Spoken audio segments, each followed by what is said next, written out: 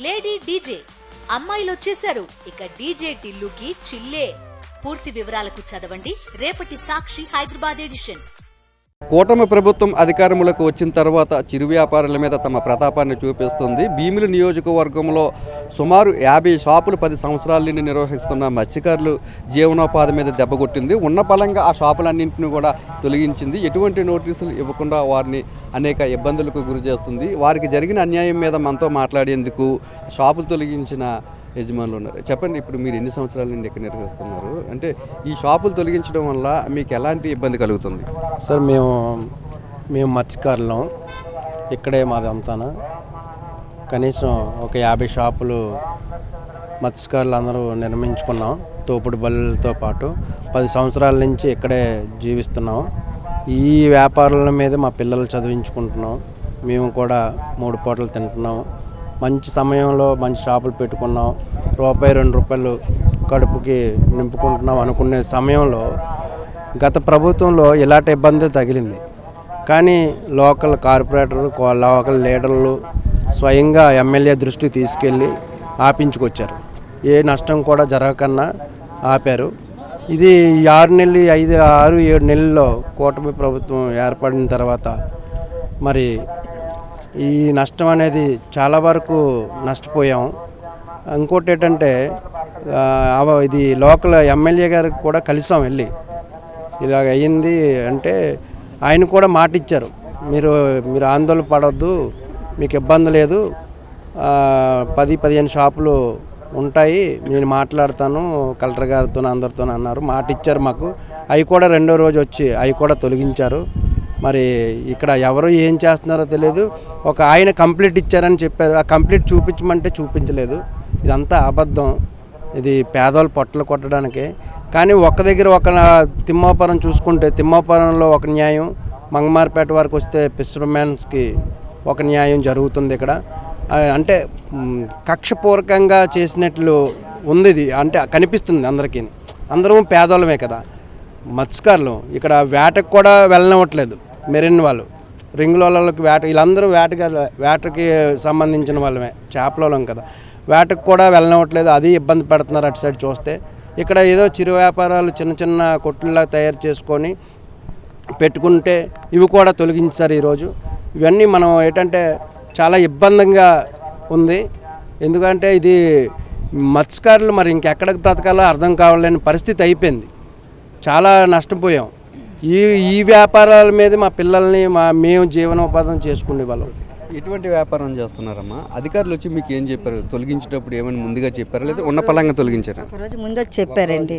ఒక్కరోజు ముందు వచ్చి మరుసటి రోజు వచ్చి తీసేస్తామని. తీసిన వరకైనా ఉండలేదు. వెంటనే ఆడ మగ అనకంటే తిండి లేదు, తిప్పలేదు. ఎక్కడో పిల్లలు, చంటి పిల్లలు జ్వరాలతో ఉన్నారు, ఆ రోడ్ల మీద ఉంచేసి దానికోసం కష్టపడ్డాం. మళ్ళీ అది తీసేసిన తర్వాత ఆ సైడ్ పెడితే దానికి కూడా వార్నింగ్లే. మేము కష్టపడ్డాం. బీచ్కి వెళ్తే సముద్రంలోకి ఏటకి వెళ్ళవట్లేదు. మేము దేని మీద బ్రతకాలి? మొక్కజొన్నలు అమ్ముకోవడం, టీ అమ్ముకొని ఏదో బ్రతిదామన్నా కూడా అది కూడా అయినా మా చేపలకి ఎక్కడ వాల్యూ లేదండి. ఎక్కడన్నా బ్రతిదామన్నా మమ్మల్ని బ్రతకనివ్వట్లేదు. ఓట్లు మట్టుకు వచ్చేస్తున్నారు కానీ జనాలు ఓట్లు వేసేటప్పుడు మరి మంచి మాట్లాడతారు. ఇలాంటి సమస్యలు వస్తే మట్టుగా మాట ఇచ్చారండి మొన్న ఎమ్మెల్యే గారు. ఎంత ఆనందపడ్డాం అందరం కలిసి మాట ఇవ్వగలి. సరే, ఎమ్మెల్యే గంట శ్రీనివాస్ గారండి. ఇంటికి వెళ్తే వచ్చాము, మాట ఇచ్చారు, మాట ఇవ్వగలరు. సరేలే అయితే మనం అందరం తృప్తిగా ఆ రోజు నైట్ భోంచేసామండి. మళ్ళీ నిన్న కూడా మళ్ళీ ఖాతరు లేదు మనుషులకి అసలనా. మేము ఎక్కడికి వెళ్ళి బ్రతకాలండి? మాకు సముద్రంకి ఇది లేదు, ఇక్కడ రోడ్ల మీద బ్రతకడానికి ఇది లేదు. మేమేం చచ్చిపోవాలి అయితే పిల్లలతోనూ? మాట్లాడండి. గతంలో మాకు కార్డులు కూడా ఇచ్చారు సార్ మాకు జిఎంసీ వాళ్ళు. మరి ఇది కూడా వాల్యూ లేదంటే ఇంకెందుకు మేము? షాపులకి కరెంట్ మీటర్లు ఉన్నాయి, ఇంటి షాపులు పనులు ఉన్నాయి, అయినా కూడా తొలగించేశారు. అన్నీ ఉన్నాయి, తొలగించేశారు. పట్టుకెళ్ళిపోయారు. ప్రభుత్వాలు వచ్చి ప్రజలకు న్యాయం చేయనందుకే కదండి సార్ ప్రభుత్వాలు వస్తున్నాయి. మరి ప్రజలకు న్యాయం చేయలేప్పుడు ప్రభుత్వాలు ఎందుకు? ఇంకా చెప్పడం మరి స్విచ్ ఆపీడు. మరి పెద్ద మనిషిగా ఉండి పెద్ద ఎమ్మెల్యే అంటారు, ఎమ్మెల్యే చేసే న్యాయం ఏది? మాకు పేదోళ్ళకి ఏ న్యాయం చేశారు? ఏది న్యాయం చేయలేదు పేదోళ్ళకి? న్యాయం జరగాలి సార్. మరి ప్రతి ప్రభుత్వానికి దండం పెడతాం, మాకు న్యాయం జరగాలి. న్యాయం జరగకపోతే రోడ్ల మీద పడేసినట్టు ప్రతి ప్రభుత్వం కూడా. మా తల్లిని పిల్లలు మరి గవర్నమెంట్ ఏం చేస్తారో చెయ్యండి. అది లేచిపోమని దొరికిచ్చేస్తున్నారు. ఈ ఊరాలకి ఇక్కడ చోటు లేకపోతే పొన్నూరాలకి ఎలా చోటు ఉంటుంది సార్? మేము ఎలా బతకాలి సార్? కడుపుని మేము కొట్టేసి ఇంట్లో సామాన్లు ఇసిరేసి బడ్డీలు తోసి పద్ధతే సార్. ఎక్కడి నుంచి వచ్చి బతకట్లే కదా. 50 మంది కడుపుని మేము కొట్టేసి మా పిల్లల పుస్తలు కొబ్బరి బొండాలు ఇచ్చేసి ఇప్పుడు లాస్ట్ వేసుకొని తిరుగుతున్నాం. మేము చనిపోవాలో చేస్తున్నాం. ఎంత అన్యాయం, ఎంత అన్యాయం జరుగుతుందా? ఇక్కడ ఎవరో సాగు చూస్తారు సార్. ఇప్పుడు మా ఎవరో చచ్చిపోతాం. పని చేస్తున్నారు, చేశారు. పేరెంట్ ఉండి పడిపోద్ది ఊరికి, గల్లీ మట్టకి 14 ఊరికి పేరు ఉంటది జిల్లా మొత్తం. ఏమంటారు మీరంటే మీ షాపులు ఎక్కడైనా ఉపాధి కల్పించాలని మేము కోరుకుంటున్నాం సార్. మాకు ఏదో విధంగా ఉపాధి కల్పించమని మేము అందరినీ వేడుకుంటున్నాము. ప్రతి ఓట్లు వేసినప్పుడు ఏమన్నారు సార్? మీకు ఏ బాధ వచ్చినా మేము వచ్చి చూసుకుంటాం అన్నారు. ఈ రోజు ఎవరు ఏ నాయకులు కూడా మా ముందుకు రావట్లేదు, మా ముందుకు వచ్చి మాట్లాడట్లేదు. మేము ఫోన్లు చేసినా వస్తాము అని చెప్తున్నారు. అలా కాకుండా మా దగ్గరకు వచ్చి మా సమస్యలన్నీ తీర్చి మరీ వెళ్లాల్సిందిగా కోరుకుంటున్నాం. మేమైతే అదే కావాలి సార్ మాకు. లేదంటే 50 కుటుంబాలు రోడ్డు పాలన పడుతున్నాయి సార్. ఇప్పుడు మేము తల్లి పిల్లలతో మేము కూర్చుంటాం. మీరు వచ్చి మాకు న్యాయం చేసిన వరకు. మీరు న్యాయం చేస్తారా లేకపోతే మమ్మల్ని ఇక్కడే కూర్చోమంటారా? అది వాళ్ళే తేల్చుకోమని చెప్పండి. మందులు వేసుకోకుండా మేము ఇక్కడే కష్టపడుకుంటాం సార్. మా కడుపు ఎందుకంటే మేము లక్షలు పెట్టున్నాం, మాకు రూపాయి కూడా ఎవరి వల్ల సాయం రాలేదు. మేము అప్పులు చేసుకున్నాం. ఇన్ని అప్పులు చేసుకున్నది కూడా దేనికోసం సార్? మా పిల్లలు పెంచుకోవడానికే కదా, మేము బతకడానికే కదా. మేము వెళ్ళి ఒకరి దగ్గర పని చేసుకోవడం కావాలా, లేదంటే మా కాళ్ళ మీద మేము బతకడం కావాలా? మేము బతకాలి అనుకుంటున్నాం కాబట్టి ఈ రోడ్డు మీద వచ్చి నిలబడ్డాం. ఇదే రోడ్డు మీద ఇలాగే ఉంటాం. మాకు ఎవరో ఒకరు న్యాయం చేయండి. మాకు ఇచ్చారు సార్, ఇదిగోండి 10 సంవత్సరాలు సార్. మాకు పరిస్థితి ఏంటి సార్? ఇక్కడ బతికిన వాళ్ళం ఎక్కడ చచ్చిపోవాలి సార్? ఇప్పుడు ఈ 10 సంవత్సరాల నుంచి మేము ఏ బాధ లేకుండా ఉన్నాం. మాకు వచ్చిన నాయకులు కూడా బాగానే సమాధానం చెప్పాలి. ఇప్పుడు వీళ్ళు వచ్చి మాకు ఏ న్యాయం చేయలేదు. ఇప్పుడు మాకు న్యాయం కావాలి సార్, మాకు న్యాయం చేయండి. మాకు మధ్యకాల డబ్బులు లేవు. ఒక పిల్లలకి విద్యా దీవెన అన్నారు, ఆ డబ్బులు కూడా లేవు. ఏ డబ్బులు లేవు సార్ మాకు. చెప్పండి, మీకు ఎలాంటి అన్యాయం జరుగుతుంది ఈ 5 నెలల కాలం నుండి కొత్త ప్రభుత్వం వచ్చింది? నా పేరు నర్సింగ్ సార్, మత్స్యకారులు అండి. గత 8 సంవత్సరాల నుంచి ఇక్కడే బతుకుతున్నాం సార్. చావైనా రేవైనా గంగమ్మతలు నమ్ముకొని బతుకుతున్నాం. మా చిరు వ్యాపారం అండి. చిన్న చిన్న బడ్డీలు పెట్టుకొని కొబ్బరికాయలు అలాగే పానీపూర్లు నమ్ముకొని బతుకుతున్నాం సార్. కానీ గత ప్రభుత్వాలు 2018లో టీడీ ప్రభుత్వం అండి, ఆ తర్వాత వైసీపీ ప్రభుత్వం వచ్చింది. ప్రభుత్వాలు పక్కన పెడితే మేము స్థానికులు సార్. మాకు లోకల్ లీడర్ కార్పొరేటర్ గారు ఉన్నారు, అలాగే మత్స్యకారు నాయకు కింగ్ గారు ఉన్నారు, అలాగే పాస్ నర్సింగ్ గారు ఉన్నారు. మాకు స్థానికంగా లీడర్లు అండి వీళ్ళు.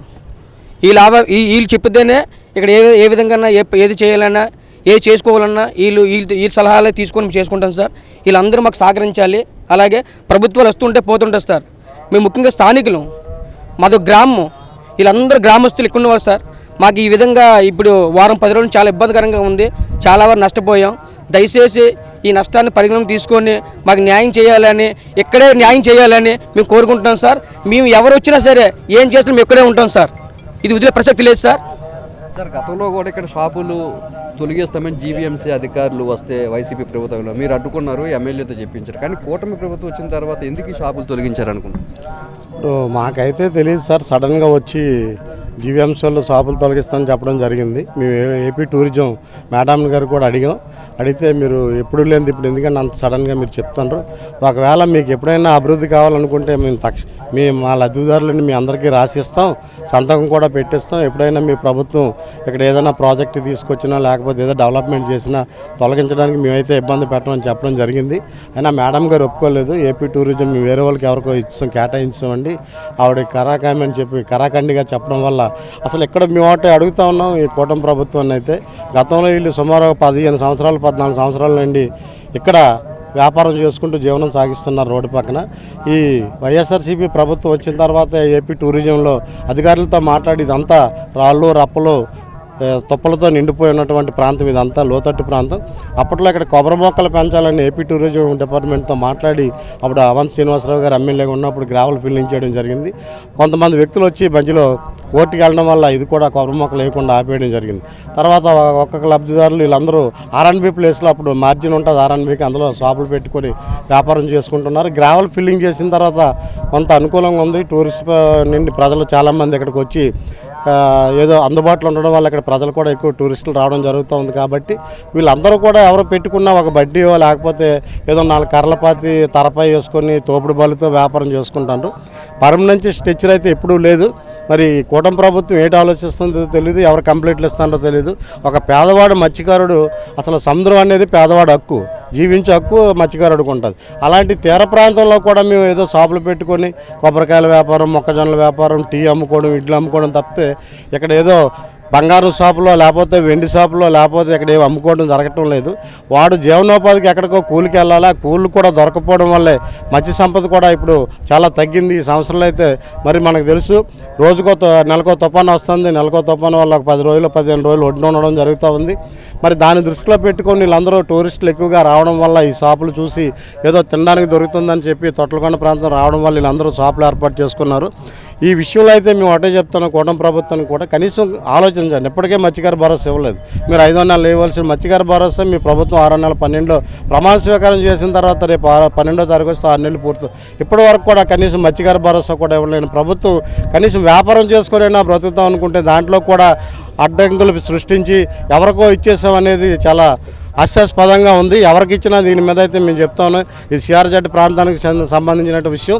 ఎక్కడో ఉన్న సిఆర్జెడ్ పేరుతో కోర్టులో కేసులు వేస్తున్నారు. ఇది మేము కూడా వాళ్ళు ఏ డెవలప్మెంట్ చేసినా ఏ ప్రాజెక్ట్ తీసుకొచ్చినా తప్పనిసరిగా హైకోర్టుకి వెళ్ళినా సరే ఇది ఆపే ప్రయత్నం అయితే తప్పనిసరిగా చేస్తానని ఈ సందర్భంగా తెలియజేసుకుంటాను. కూటమి ప్రభుత్వం అధికారంలోకి వచ్చిన తర్వాత కక్షపూరితంగానే ఇక్కడున్న షాపులన్నింటిని కూడా తొలగిస్తుందని, మత్స్యకారులకి ఇప్పటికే మత్స్యకార భరోసా పడకపోవడం వల్ల కానీ లేదంటే అమ్మఒడి లాంటి పథకం వల్ల డబ్బులు పడకపోవడం వల్ల ఇప్పటికే తీవ్రమైన ఇబ్బందులు పడుతున్నామని, ఉన్న షాపుల్లో కూడా తొలగించేస్తే తాము ఎలా బతికేదని చెప్పి ఇక్కడున్న మత్స్యకారులంతా కూడా ఆవేదన వ్యక్తం చేస్తున్నారు. స్థానికంగా ఉన్న ఎమ్మెల్యే గంటా శ్రీనివాసరావు దగ్గరికి వెళ్ళి తమ సమస్యను చెప్పుకున్నప్పటికీ కూడా పరిష్కారం కాలేదని మత్స్యకారులంతా కూడా చెప్తున్నారు.